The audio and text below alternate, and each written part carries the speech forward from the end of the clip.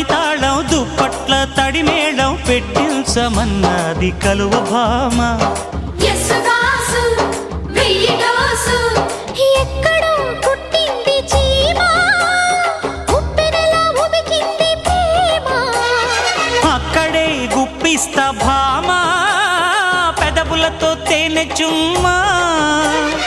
అమ్మని జిమ్మడా హత్తుకో పిల్లడా, పొంగుతోంది పాల మీగడా.